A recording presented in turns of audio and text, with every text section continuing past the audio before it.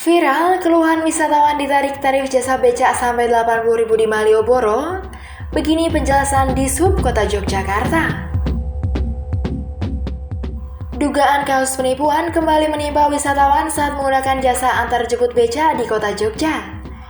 Seorang wisatawan mengaku dimintai uang senilai 80.000 yang awalnya ditawari dengan harga 20.000 sudah bisa berkeliling Malioboro.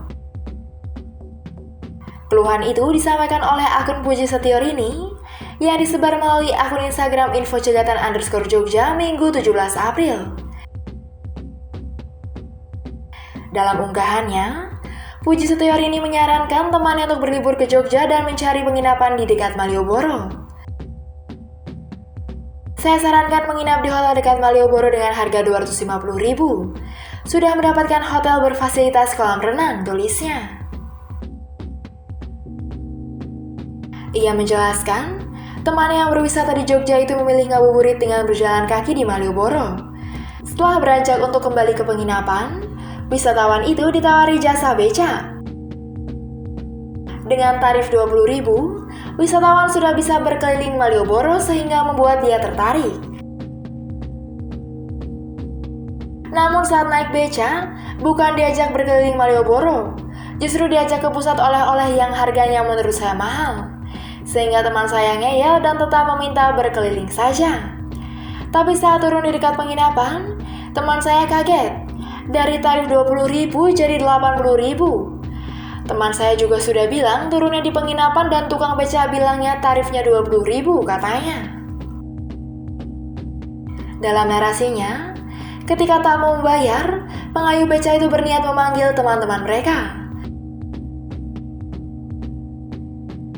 Pengunggah menyebutkan tak mempersoalkan tarif yang tiba-tiba meroket sampai 80.000 dari tawaran awal yang hanya 20.000 saja. Tapi kenapa nggak jujur sejak awal kalau memang tarifnya 80.000? Saya cuma mau tanya, strategi marketing di Malioboro memangnya begitu? Apa karena nggak boleh membawa kendaraan? Ujarnya. Maaf, karena tak semua yang berwisata itu banyak duit. Terkadang hanya sekedar hiburan. Kalau memang tarifnya 80.000, sebaiknya jujur dari awal untuk menghindari keributan, terangnya. Menanggapi adanya keluhan wisata tersebut, Kepala Dishub Kota Yogyakarta, Agus Arif Nugroho mengatakan, sudah ada pembinaan yang dilakukan instansinya kepada para jasa becak termasuk kusir andong. Tapi tak bisa dikomparasikan kalau sudah dibina. Kenapa kok masih ada saja yang melakukan pelanggaran? Artinya, itu hanya dilakukan oleh satu orang saja yang melanggar, ujar Agus dihubungi wartawan. Ia menjelaskan, becak bukan trayek seperti sarana transportasi umum lain yang ada di Jogja. Maka dari itu, kesepakatan awal merupakan perjanjian antara pengayuh becak dan pengguna.